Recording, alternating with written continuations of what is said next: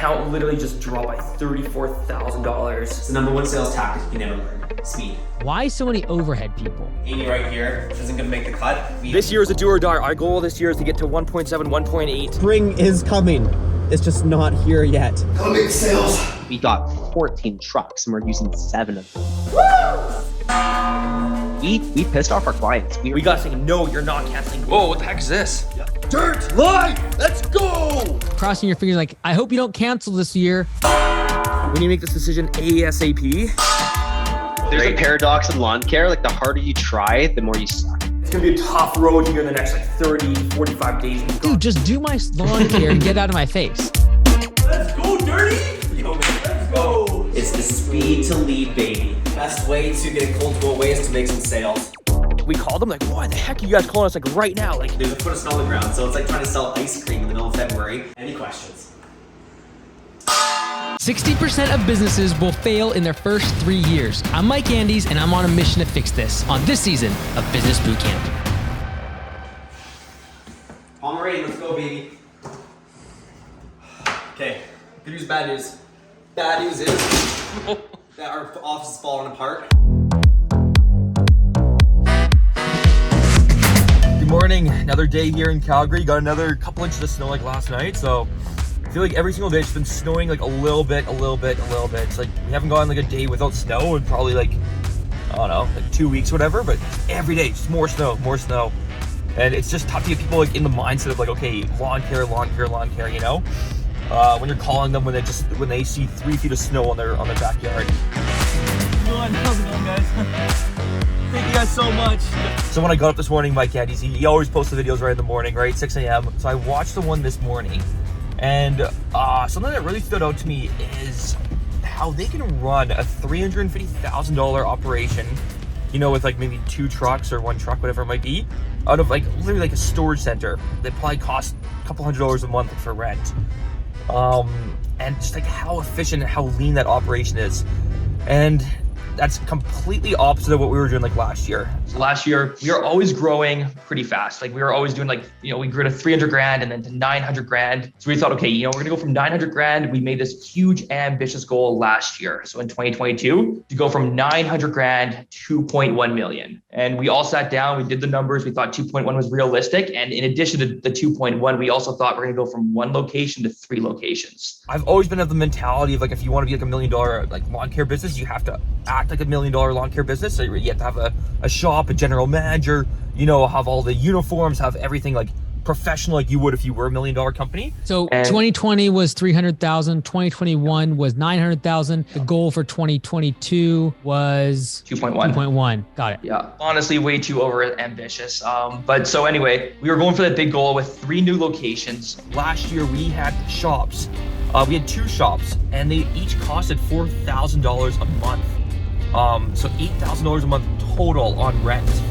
So, and then we also had general managers that were costing about 40, 50 grand a year just to operate, and we had 0 customers. So like it absolutely made no sense, no efficiencies. We were like the fattest operation we could possibly be. At the time, we just were not very financially like literate. Like, yeah, we'd check the bank balance. I sort of knew what a P&L was, but to be honest, I had no idea what a statement of cash flow was. And, you know, when you're getting up to like that kind of revenue and that kind of scale, and then you have to hire all these managers and all the rent and all this overhead, things can get pretty bad very fast. And that's exactly what happened to us last year is we were in a massive like cash crunch. Like we had to shut down those 2 locations. We had to let go of a lot of our employees as well here too. And yeah, last year was definitely by far the hardest. And it's weird because that was our first year of us actually getting to over $1 million in revenue. We finished last year with only 1.2 million. So it is unfortunately about half of like what our projected was, but it was our worst year for profitability, probably mental health, and probably like, you know, a lot of sleepless nights for at least me. I'm sure James as well. So you can only follow Mike's systems of like these like very lean if you are doing simple services or if you're really niching in. If you're taking Tigran Gertz's advice of like mowing's for dumb people, mowing is stupid, or like you'll never make money mowing lawns, and you're buying all these excavators and skid steers, you can never operate like a lean shop where like you can get a storage center or run it out of your garage for the first couple $100,000 in revenue. You literally have to go get a shop from day one. that was a bit of the story like last year, but then for this year, we've really, I think, smartened up. Like I've taken a lot of accounting courses. I've read so many books. We've taken extreme ownership. Like this is not the accountant's fault. This is no one but our fault. And looked in the mirror and said, this is what we're going to do better. I've been a lot more conservative with our estimates. Like as an example, this year, we're only shooting for 1.5 million in revenue, opposed to like this crazy 2 point whatever, you know, and we're going to grow with profit this year. Definitely we're in over our heads. Like we thought we were like unstoppable with the way the growth was going. And the problem with anticipating doing 2.1 was that we actually brought on the overhead and the people to support that. So we're paying rent for 3 shops. We got 14 trucks and we're using 7 of them. We had all these people on customer service and sales and lots of these managers, but only like 7 techs in the field. Our ratio was completely opposite. It should be like maybe like a 1 ratio office to 2 in the field. It was reversed for a little while. Like something way over our head. So we are spending money like crazy. Liam and I are also focusing a bit more on our strong suits when it comes to our seats. I don't think we were in the right seats though. I think what we're doing this year is we're pretending like we're just, yes, we're owners, but we're in the business of where we actually would probably be if we were working here. So Liam's the general manager. Myself, I'm the sales manager. And we have 2 other managers. One focuses on customer service and marketing, retention of our customers, and the other manager's operations. Everyone else is either a customer service rep or they are a technician in the field. Sounds good, Kyle. Hey, thanks so much for the business. I'm really looking forward to working with you, and so happy to be taking care of your lawn this season. Yeah, you bet, man. Woo! St. Bernard, baby! Let's go! Let's go, Dirty! Yo, man, let's go! Okay, let's keep it up. See you later.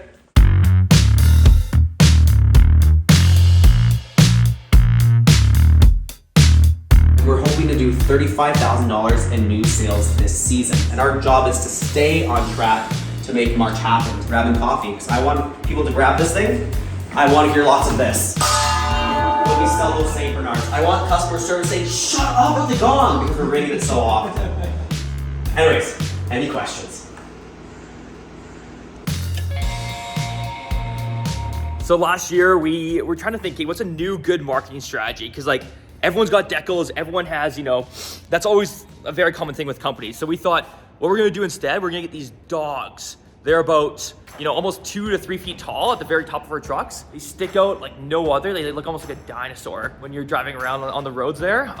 We get so much attention with these. So that's one cool thing with us is that we got those dogs mounted on the truck, so that's been pretty fun. So one more massive issue that happened last year was our retention of our customers. We had the idea that, okay, before the season starts, I need everybody to prepay for their services. And if they don't have a card and file, they haven't gone back to us, I'm canceling them. It was the stupidest mentality ever, but we actually ended up going into the season with like a 50% retention rate. And that is a huge portion of why we didn't hit our goal of 2.1 million is because we pissed off our clients. We were calling them in January, February, and like trying to sell sell when there was 2 feet of snow on the ground. It was like we're trying to sell ice cream when it's -30 outside. Even if they love ice cream, it might be their favorite flavor, they just don't want it because it's January 1st. What's something that Mike, Andy, and I have in common? Both 5'6", both in the dirt industry, and both rocking the Honda Accord representing the brand. Let's go! The power of sequences and scarcities, boys. So what I did, I sent out that one-to-many email saying we have 100 spots for the early bird. My sequence email, as I call someone, mentions in the subject line that there's only 80 spots left, implying that 20 have been sold. I've had 3 people book in the past about 10 minutes because my sequence has gone out saying, sounds good, I want to go ahead. I got a Pomeranian, a St. Bernard, and a Golden Retriever.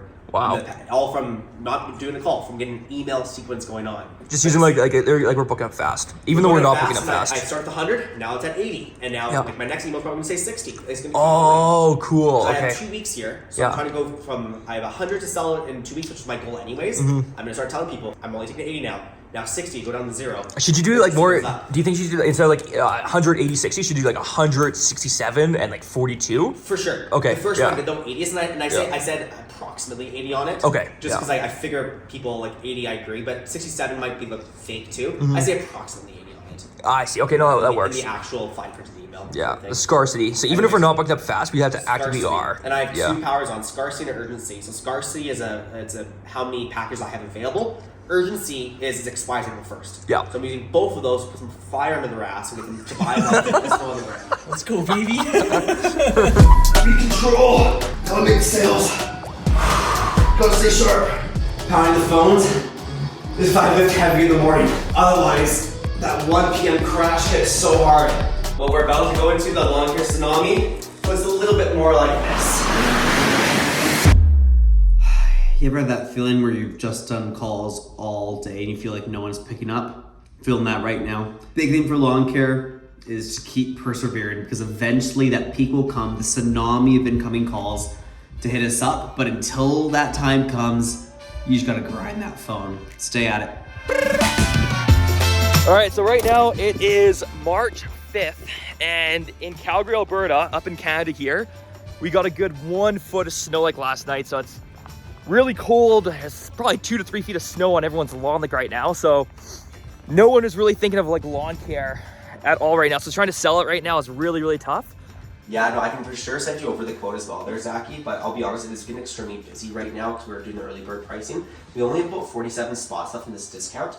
What I could probably recommend, I could put you down for this Pomeranian package just so I have, for the sake of getting you into the schedule. I don't need a credit card right now, but I will need one before services start. But at least this way, while you're doing your research, you could, if you change your mind or go with another company, no problem, just let me know. But at least this way I can save your spot in that price. For that program though, I'm probably going to be sold out by, if not by today, probably by midday tomorrow. Do you want me to put you down just tentatively for this Pomeranian package? Then we can maybe just touch base again once again tomorrow to double check if it's right for you. Sounds great. Cool. So I'll put you in for the Pomeranian package then. That sounds great. Thanks so much, Zach. I do appreciate your time. Looking forward to working with you this season. Bye. So he's a bit more hesitant than the typical person when I was doing that assumptive sale. That's why I did say I will actually call you again. But he did say, yeah, put it down for it, but please call me before. So Scarcy all the way, eh? Scarcy all the way. And that usually it goes a bit smoother than that. He was a bit more hesitant than the typical person I give that objection to. So in this case, I will set up a manual task for myself to call him tomorrow, just to triple check we're good to go. I'll send him an email right now telling him that I've got him in, but I will do a follow-up call in this case. How many weed controller like customers do you have now on a recurring basis? 3,600. We're aiming this year for 5,000. Okay, so let's use last year's numbers for now, Okay. because projecting into the future, we're just guessing at that point, right? Let's say 3,600. What's the average ticket per month on those? Annual or monthly revenue typically? For sure. So annual will be about 350. And based on what I heard, you guys are pre-selling those packages, and I'm assuming they pay for the whole year up front? Correct. Yeah. Always Some with are a pay as credit you card. go, but yeah. Okay, so either card on file, you pay as you go, or you're paying up front essentially. Yeah, you got it. And so last year was the issue probably most acute towards the fall when like the cash crunch happened? Yeah, fall and even like kind of right now too, like January, February, March, when no one really wants to pay up front because there's so much snow in the lawns. Got it. I'd say the past 5 months have been like pretty tough for sure. Yeah. Outside of that one-off event of raising the price, or not raising the prices, but requiring that credit card on file, do you know what your attrition rate is outside of that event? Like probably around 70-75%. And then the other, it's like, okay, if they're not going to be prepay or if they're not going to have a card on file, we're just going to cancel them automatically. Got it. Yeah. So I see this a lot with chemical treatment companies. That's like their growth from 0 to 500,000 is extremely fast. But then what happens is attrition catches up with them because that is a percentage, right? And if you're burning through 75% of customers annually, that means you have to spend a ton of money on marketing and sales to just constantly be refilling the funnel, right? Yeah. Do you know what your customer acquisition cost is right now? Yeah, it's about $80, $90 last year. We spent $150,000 on marketing last year, and then we got about 1,900 new customers from those marketing efforts. Yeah. So that's significant because that means that if the customer costs $90 and you're charging, let's just call it $300 a year. Sure.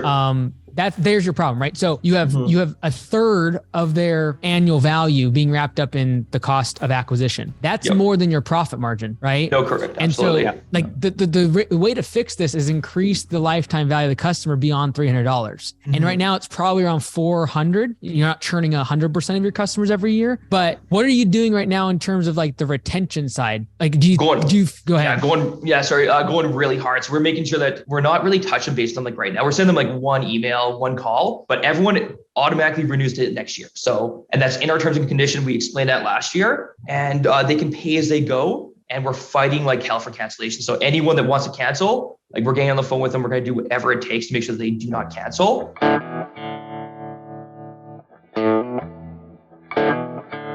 Okay, so we just got a customer call in saying that she wants to cancel because she wants some company to do absolutely everything. They want them to do the lawn mowing, the spring cleanups, the fertilizer, the weed control, and the landscaping. She just wants to go to one company, which is like understandable, one-stop shop for everything. The issue with that though is that if you go to one company that does absolutely everything, they usually specialize in nothing. And they're okay if that, at everything, but they're never great at the one thing. We sort of like the same thing going to like your general like family doctor for like knee surgery or, you know, whatever it might be, right? You want to go to like the specialist. You want to go to like the knee specialist if you're looking for like that one thing. You don't want to just like choose somebody that specializes in everything, because usually more often than not, they specialize in nothing and they're usually not that good. So anyway, Claire's on a call like right now. I'm gonna try to save her. Fight for these people right here.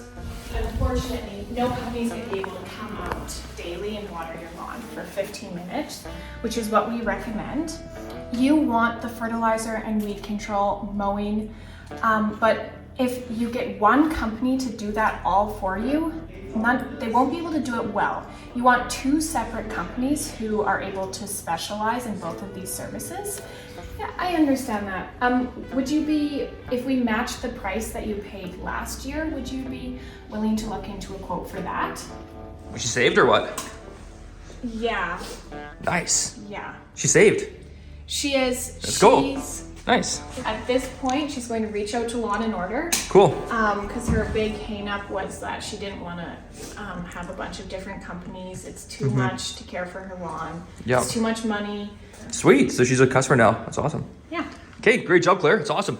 That's what we have to do. We have to keep fighting, keep fighting. Like right there could have been very easy just to say, whatever it is, Kate, if you want to cancel, no problem. Gotta fight. Gotta really put in that effort, because you're gonna save them for like this 1 year, but even more than that, you might save them for like the next 3, 4, 5 years. Like having like that one good in-depth conversation might, you know, keep that customer for 3 or 4 years. You can't just think the 1 year, you gotta think longer term than that. But great job, Claire. Awesome work.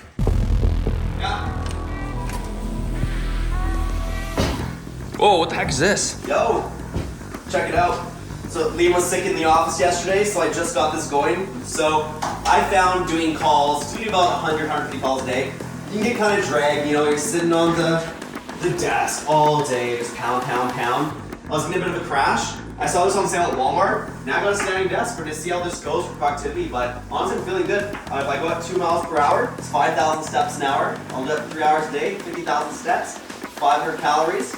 You're gonna be a new man pretty soon. Let's go.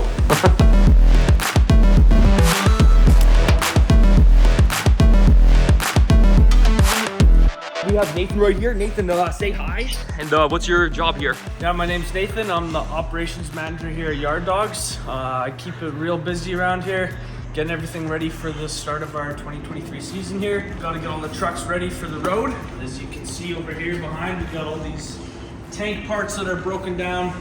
We got to get all the tanks serviced, diaphragms, pumps, engines, make sure everything's good and running for the season. We can't have any shutdowns or delays when we're on the field, as that just kills our efficiency. So I got to make sure everything's in tip-top shape, ready to roll for the 2023 season here.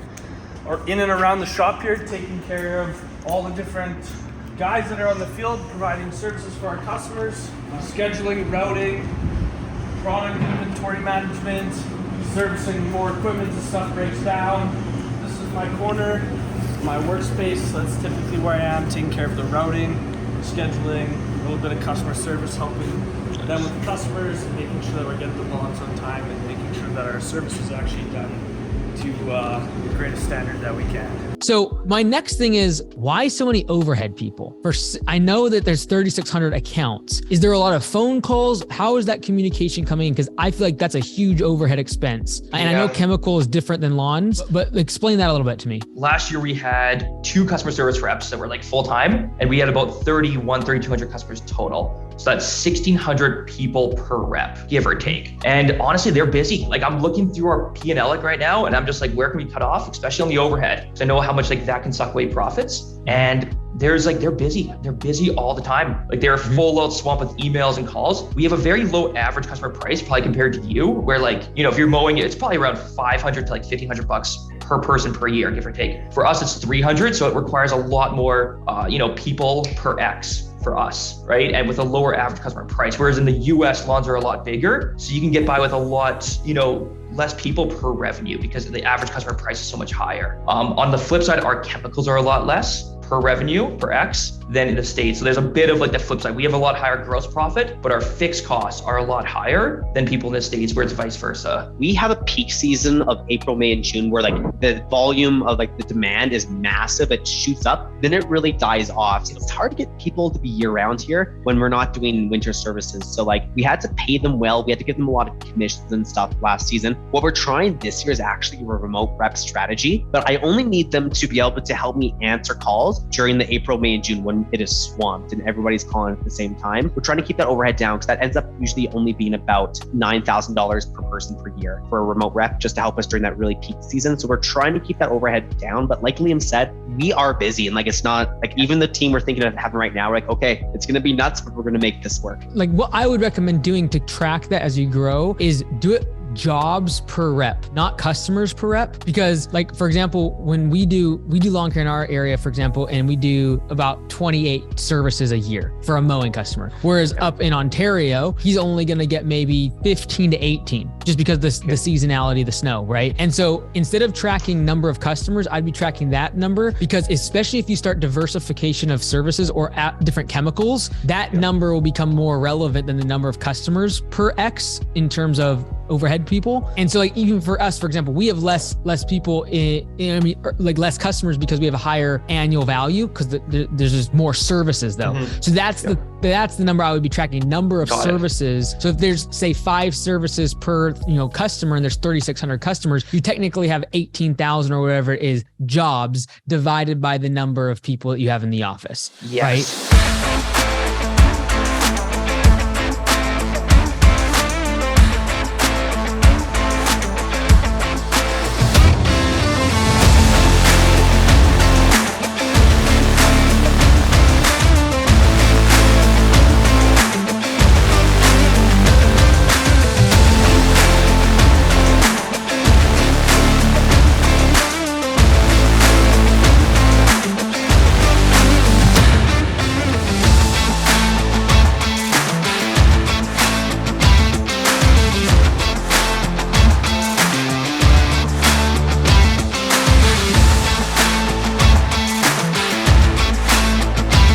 All right, so today is a special day because it's Claire's birthday. So Claire is one of our employees. She's like our office and customer service manager. And one special thing about Claire is that when we first hired her, I actually wasn't too sure. I was like, wow, like this girl is so shy. She wouldn't even like say a word.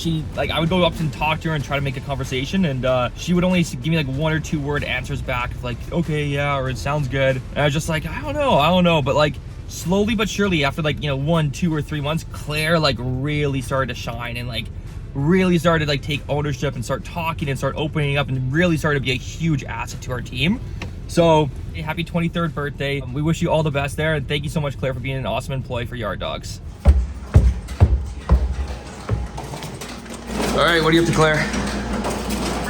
Getting all of these letters packaged and stamped. Yeah. Get sent out today. Awesome. What does this machine do? So you put the papers in this feeder there. Yeah. They go through the machine. Okay. Holds it. And they come out through here with the address perfectly in place. So it does all the folding, all the stuffing right for you right there. Wow. How much time does this thing save you? A bajillion hours. This right here is our games room. So we have a ping pong table, and then we also have like a little like mini golf course. So play here, and then we'll get creative. We'll shoot from here, we'll shoot from here, and then we'll do like some competitions up here in the office. So it's a lot of fun.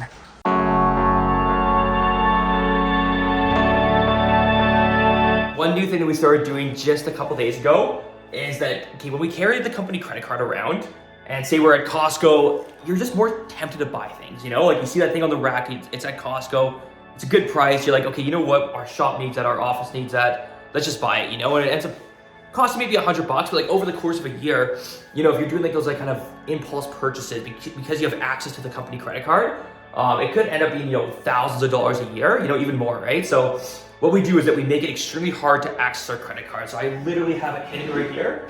Our credit card is right, I'm not sure if you guys can see that, it's right in there. And it's locked with a key. And the key is on this right here, and it stays in my desk at all times. So there's no credit cards floating around. We don't have company credit cards for every member of the leadership team. It is locked in my office with a key lock If somebody absolutely needs a credit card, they can have the credit card, but it's got to be for a purchase that's been approved, because we can't just have reckless spending. We're gonna see what's gonna happen here, but for us to be as lean as possible, for us not to be recklessly spending like we were last year, the credit card stays right there, locked up. Right now, how much debt does the company have? So on our balance sheet, like right now, give or take about 250,000, and then we have current assets right around the 300,000. So our working capital is just positive. Got it. Based upon that number, like how much in debt this past winter did you have to go in? Like, is most of that debt from this past winter, like closing the 2 other locations and then just basically taking care of fixed expenses? Yeah, that plus all of the trucks. The trucks were definitely a mistake. So we ordered them from the Ford manufacturer. Just pros and cons too, right? Like warranty, and you do get a discount on the MSRP if you buy in bulk. But then the downside is that if you don't want them, you can't sell them until they hit over 10,000 kilometers and within 6 months. They don't want just people like burning through them and flipping them for a profit. So they got to burn through that depreciation first. But that was a problem because we had 7 trucks like last year that we were actually using full time, but we had 14 in the office we just couldn't sell. And actually the business bootcamp video that I first made for you. First things first in our shop here is that we thought we would grow to about 1.7, 1.8 million this year in 2022. We didn't, so we actually have, unfortunately, like a lot of trucks here sitting around collecting dust. So we gotta sell a couple, we gotta liquidate some. We have some cash flow problems like right now, not gonna lie, that we gotta get out of, and we need a bit of help with that. That's what I was like really talking about. So we were paying $900 per month per truck. So give or take 9 times 7 is like, yeah, $6,500 per month gone, dead, just burnt basically, you know? That was awful like last year, and that was a kicker. And then we finally sold them about a few months ago. Now, when were the other 2 locations in operation last summer, like getting started or not? Like you never even got them open? No, we got them opened, and then we got maybe a couple hundred customers each, maybe 50, 60 grand worth of revenue. But that, barely covered a fifth of the costs. So was it just basically financial constraints last fall? You're like, hey, this is no longer feasible and we just have to shut these down and then sell off the trucks and kind of take the losses? Yeah, basically. Yeah, exactly. Combine that with our really bad retention rate that we had in Calgary, that 50% retention rate, that though like the profits we were expecting to earn from like this location just weren't enough to like sustain Edmonton Red Deer.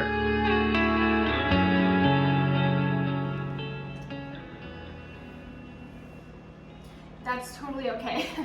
Why don't I send this information all over in an email, and then you can give me your answer then with a yes or a no, just so you have, it sounds like you're a bit busy right now. Have a good day. Bye. Is he saved or what? I don't know. I'll follow up with him. Nice. That was so much happened. That's all good. That's what we have to do. He said he wanted to cancel, right? Is that what happened, Claire? Like he emailed in, He said, I want to cancel. We could have easily just said, okay, no worries. Yes, we're going to cancel you. We got to go full out on the defense. The defense is everything. We got to say, no, you're not canceling. Why? Why do you want to cancel? What can we do to like take ownership of last year, what we might have done wrong, and then make sure and promise them that this year in 2023, we're not gonna make the same mistakes. We gotta fight, we gotta be hungry. We cannot let anyone slip through the cracks if they wanna cancel. We need to fight like hell to make sure that they stay with us next year. So in the middle of the season, I took the role to really start to send out NPS scores to our clients, get the feeling of how we're doing. During the middle of the season, it was time, like that's when we can actually reach out and fix things. So I was calling every single person that was an 8 or below, asking them how things are going and figuring out how we can improve, doing service calls, getting the truck back out there to catch those weeds and stuff. And that drastically, our NPS over time, the season really went up high. So we ended up our NPS that we sent out at the very end of the season in the fall. Liam, that was like closer to like 60.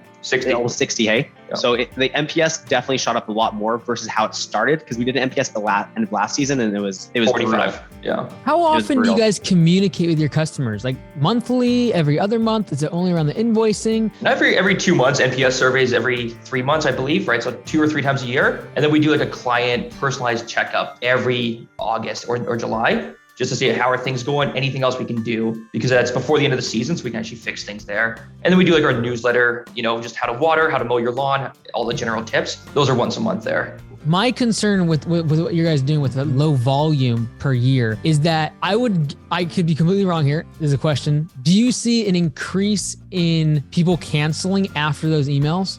Really, the cancels usually always happen around like right now, around usually April and May, of like the year before. Really? If I send an email out in call it July or August, no one really cancels. Like they've already prepaid for the season. So why are they canceling now? Like, are you emailing them saying, hey, we're about to get started, and they're like, forget it? Pretty much. Yeah. Oh, yeah. And like, well, obviously we're going to fight to make sure they don't cancel, but that's basically it. It's like, hey, we're going to see you very soon. Can't wait to work with you again. Very thankful for your business. And then emails back, hey, we want to cancel. And I have thought of the idea of just not talking to them at all. And we just show up. And there's a company in the States, they do that and they're bigger than us and they just show up and yeah. Or even just having like a 2-day notice of it looking like an automated, hey, we're scheduled to be at your property on this date, right? Mm-hmm. Because that assumes that you're coming versus just like, we're looking forward to basically what that sounds like is like crossing your fingers, like, I hope you don't cancel this year. We're going to come to your service. Please don't cancel, right? Like, I'd rather just be like, hey, we're going to be showing up and then just rolling with it, right? Unless you're changing prices or something, there's really no reason, especially if at the initial you're selling that you're going to continually keep coming, right? Like just because it's winter, it's not like, you don't have to renew your utility bill, right? It's just like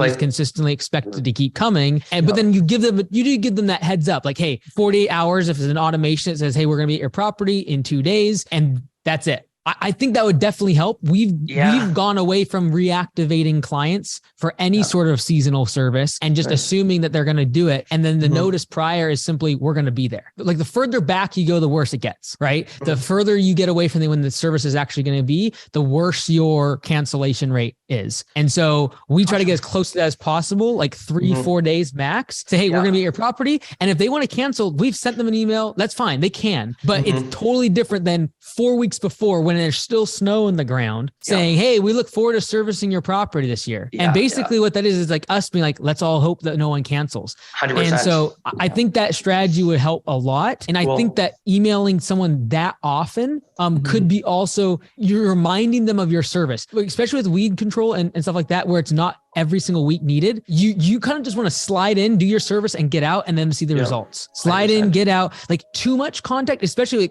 like 4 NPS scores a year could be overkill. Because how many services do you do a year per client? Like 5, 7? Yeah, 3 to 6, depending on the 3 to 6. Yeah. You're basically setting an NPS score for every single service, right? Yeah, it's a bit overkill. I would probably do like an August call check-in and then maybe one other NPS score, right? You're going to get plenty of data. You still get several hundred NPS scores, but you're not going to remind them 3 other times of the year that you're doing service with them. Yeah, no, exactly. That's a really good indicator. So my only quick, and I do agree, just a quick counter is that I just want to be able to like, if we're going to have we're renewing this year about 3,300 people. Okay.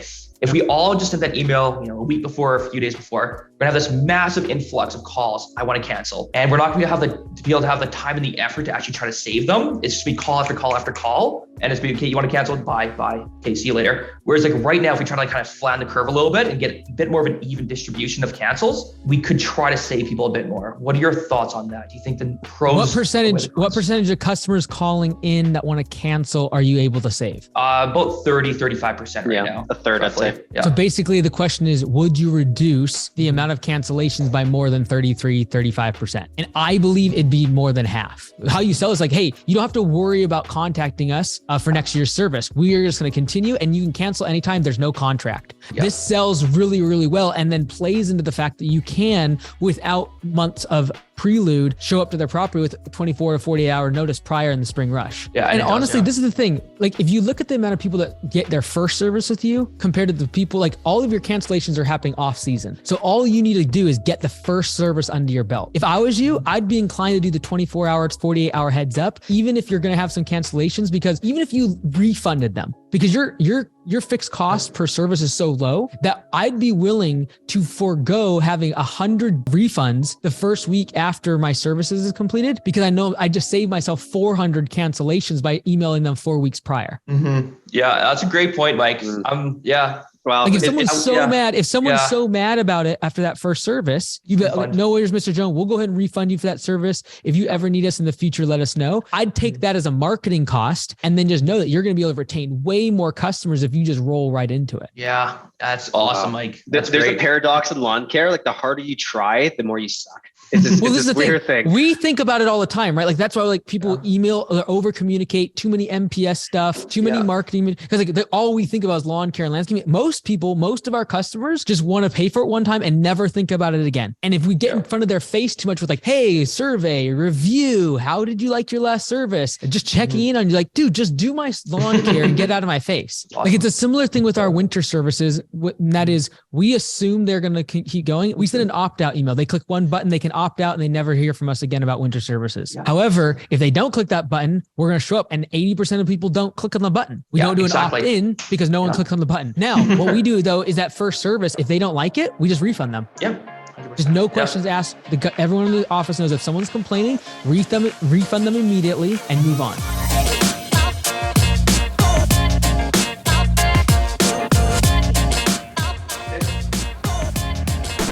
500 calories.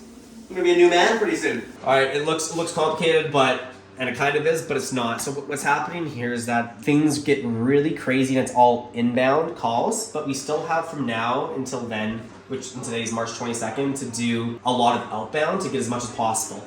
The problem is that when you are calling people nonstop all day, I don't know, you only have so much energy and so much time. And quite frankly, it's just me right now as I'm training email reps. So I want to call people that are freshly engaged with things. I want people that have clicked. If I send out a huge email, which is what this whole plan is, send out a big one-to-many email with an A/B test to see which one does better. People that click it though, these 100 people, they are worth calling before somebody. They click the call to action that says get a quote. Exactly, get a quote. And then these people, they opened the email, 750, and I'm planning to send this to about 4,000 people. 100 click the button. 750 people open the email but don't click the button, and then the remaining from that, the roughly 3,000, didn't do anything. I might as well hit up these people first, followed by these people before I hit up these people, obviously. Because engagement, speed to lead, they've shown some interest essentially. This is a draft of the workflow that's gonna go, okay, send the email. Do they click it? Great. Sales qualified lead. Do they open it?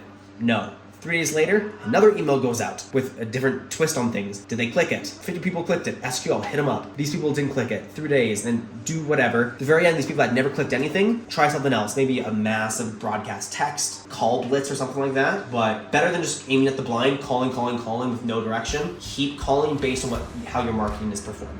Awesome. Outside of that, because I think that is the biggest issue is your attrition. And then I think behind that, I think about your overhead, but I think you guys know that and you've already done things to like reduce that. And what you're doing, I would really challenge is like, try to automate your sales process a little bit, because I think that a lot of you are relying on the phone call, and that's fine. But like, I do believe that you can sell this treatments over the internet or like some sort of more automated fashion. That could reduce that amount of overhead people. You have a lot of overhead for office workers compared to field work. Like even at 1 to 2 is a lot. And so right now, is it mostly done over the phone for your sales process? It's a good combination of them all. So I use sequences for everything. If we get a new lead on the website, we have to call. If we call them within 2 minutes, it's almost a 90% sale. But if you let that slide off, like it is so hard to get a hold of people, even with emails. And I've noticed the shorter emails, the better. We just introduced a link where people can buy online, and it'll save all their payment information for future stuff as well. But we're trying to automate that as much as possible. But a phone call can just close people so better, because otherwise I find they're always shopping around. They just go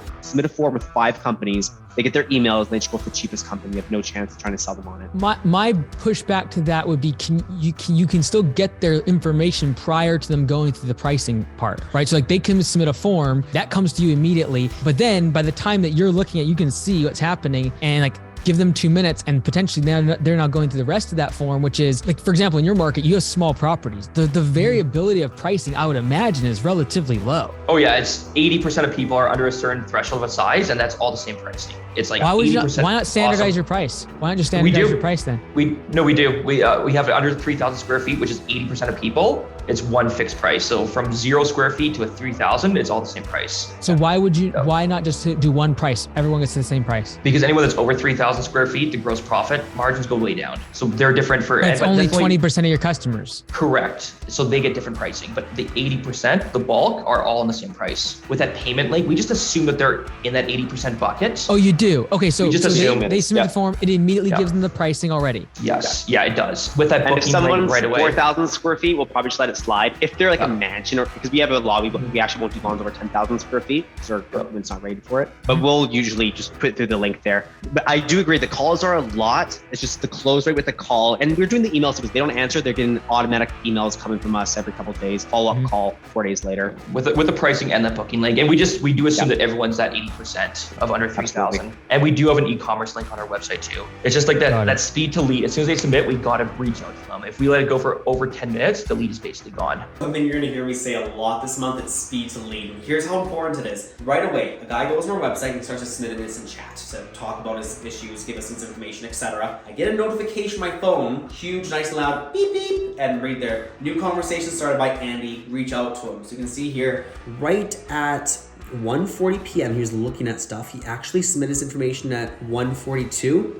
Within 3 minutes, so by 1:45, I gave him a call, 7-minute phone call, booked him $350 package for the entire season. It was so valuable because he was ready to go on the phone before his business of the day got to him. So when you have a lead, make sure you get notified that you get those ASAP and hit him up ASAP. It's the #1 sales tactic you can never learn. Speed.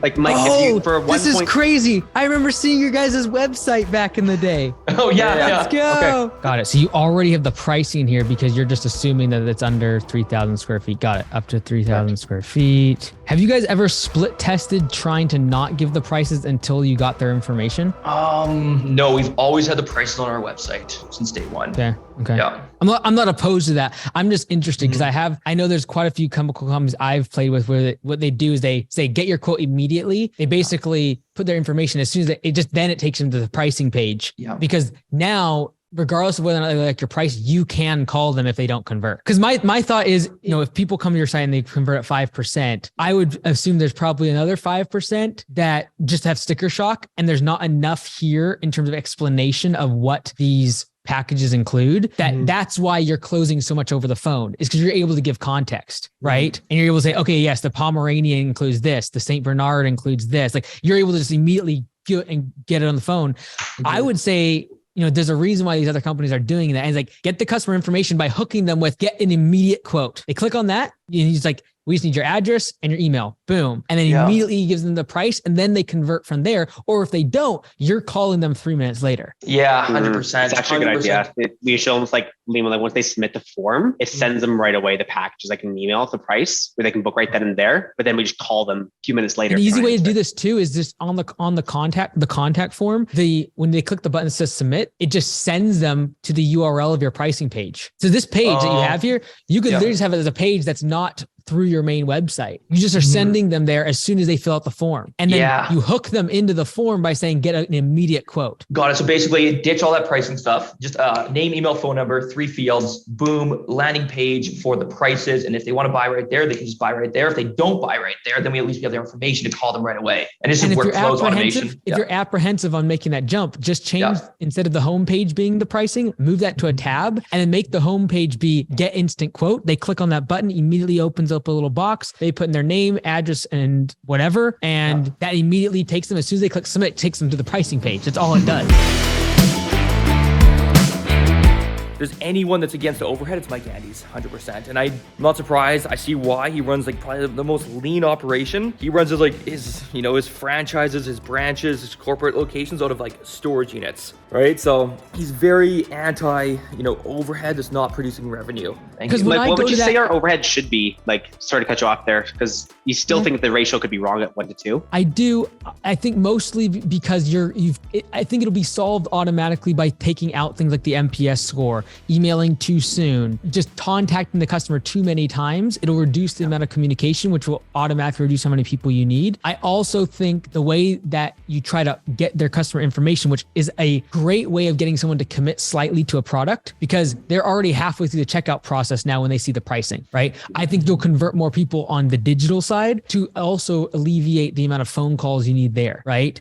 I think you're putting so much emphasis on customer service and like net promoter scores. We got to call them. We got to do a personalized phone call. Like that might not be what customers want. I'm not saying that none of them want that. And yes, you're going to get 1% of people out of 3,600, 36 are going to think you're incredible for giving them a call in August. But the other 500 people that don't say anything are annoyed and just like, dude, just take care of my grass. Right. Yeah. And so I think my big thing is like allow the customer, if at all possible, to determine how often you communicate with them. Even if this is a form that you send after the first service that says, how often would you like to be communicated with? And what's your preferred method of communication? Because I feel like you guys are way over communicating, causing way more over than is required and actually ticking people off or reminding them so often of their service, they cancel. Yeah. And that's 100%. leading to attrition and the financial problems. And like what I would do too, like from the debt perspective, that's going to be a crusher is try to eliminate at least one overhead person in order to cover the cost of that, right? If you're able to take one overhead position out, like say 50, 60 grand a year, that's literally what you're paying on that debt. Yeah. And so all these things we just talked about, it's not only going to lead to better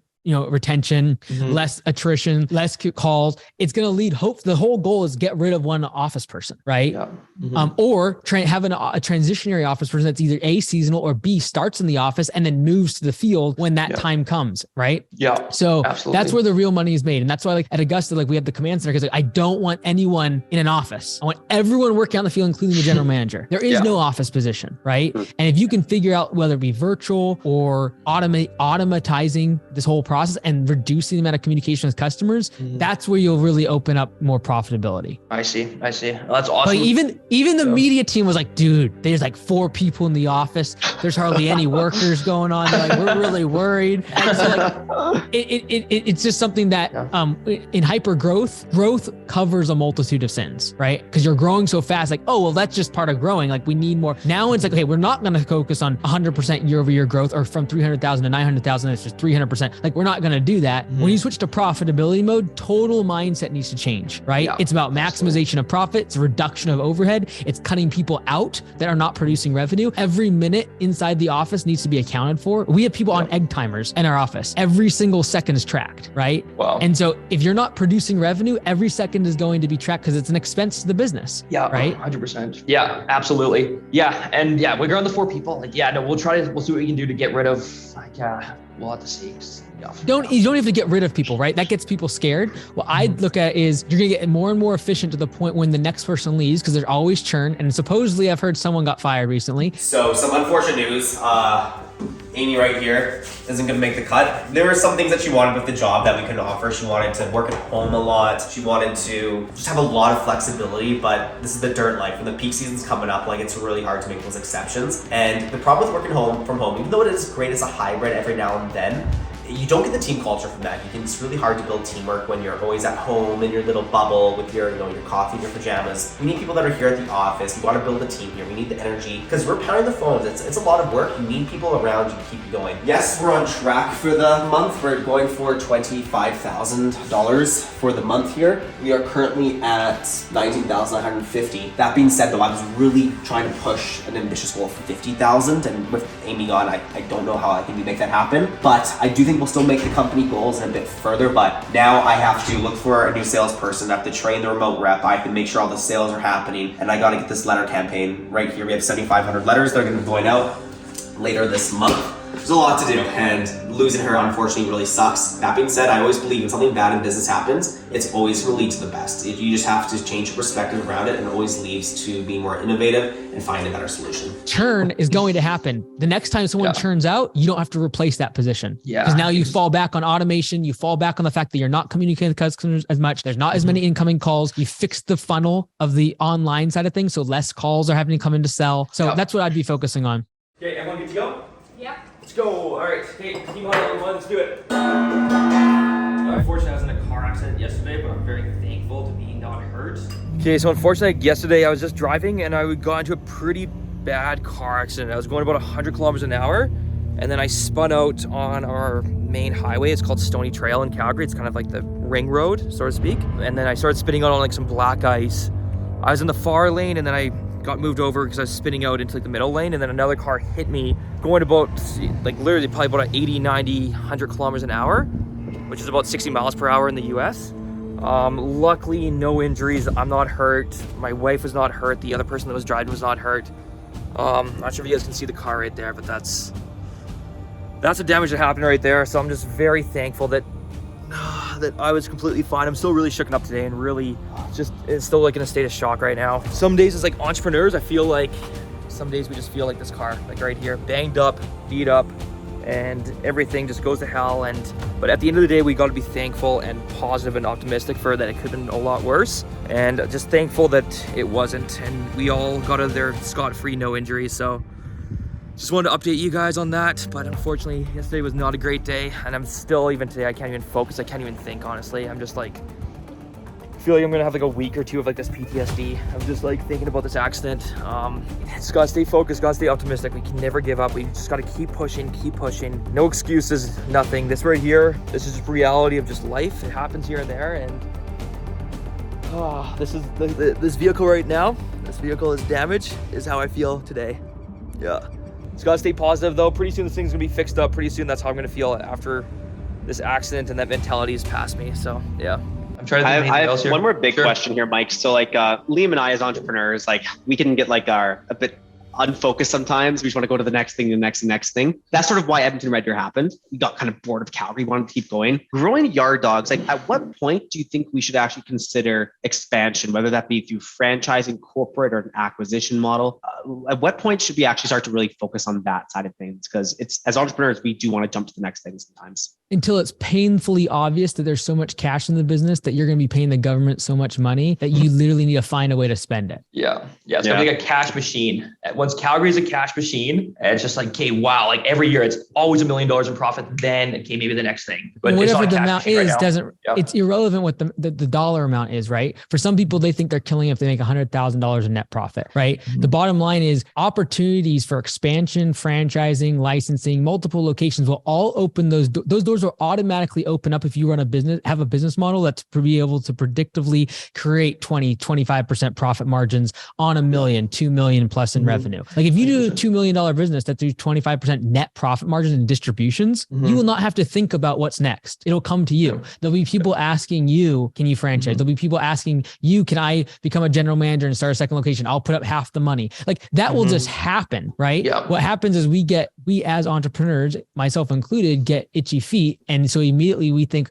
oh, like I've got to figure that out. And then people like us read EOS and we're like, oh my word, this is what I'm a visionary. It's like, no. You're still an operator until you run a business that's $7 million, like the one pictured in the book. And so I just focus like religiously, like lock yourself into that zone of, hey, 3 years. And then we'll open up our eyes after 3 years. Until then, we're closing our eyes, head down, locking on this business because everything else in terms of expansion figures itself out, right? That's why like with Augusta franchise, we don't have targets for number of locations, how many we want to get this year, next year. Like my managers we have no projections because I know if we execute, that will all figure itself out, right? Yeah. The only reason we as entrepreneurs like numbers and projections and how much we grow is going to make us feel nice. And like what motivates us to show up to work every day is the promise of the future when we can't pay today's bills on tomorrow's expectations and projections, right? And 100%. That's what you're running up into right now is the financials of today is not lining up with what your goals are for the future. And that's fine, but you got to take a step back and be like, okay, we're going to execute here. Just put our head down and just go. And if we do that well, the rest will take care of itself. I really hope that Liam and James take to heart what we talked about today because there are certain attributes of an entrepreneur that's go-getter that can be very detrimental to the profits of a small business. And what I see consistently throughout their themes is that they are extremely visionary and wanting to go out and get things and do more and accomplish more, but you ultimately have to pay the bills. You have to think about the fundamentals of the business. Even like in their email signature, visionary and CEO as like their title, I'm not a huge fan, not a fan. I think the thing that make me happiest is like this year, like getting the debt under control is going to be tough. Like that's going to be a tough one to pill. Like even if you solve all the problems this year, that's going to be tough to deal with, right? It's just a lot of debt. And I know that can be scary, especially after like the off season, but I think you can absolutely deal with it by cutting the overhead. That would cover the expenses of the debt. And then just focusing, like I wouldn't even have a projection of revenue. Just focus on attrition and cutting out overhead. That's all, like everything else figures itself out. Like no one in my organization, they all know I don't look at projections. We don't look at numbers. We don't look at how many customers we have. It does not matter. It's like just stay focused on those few KPIs. And those KPIs for you is going to be attrition, and it's going to be the amount of overhead you're spending to every dollar of revenue you're generating. And those are the two things I'd be focusing on. Just Focus on execution, not so much on titles and the appearances of success instead of actually financial success in the small business. Build that pillar. I don't care if it's not comfortable. I don't care if you don't enjoy it. I don't care if it's not something you're passionate about. Build the financial pillar, and then you have the financial wherewithal to go play and start new businesses and start new ventures and grow and expand. But focus on that one thing first. And that might be 5 or 10 years to build that financial pillar before you're able to move forward.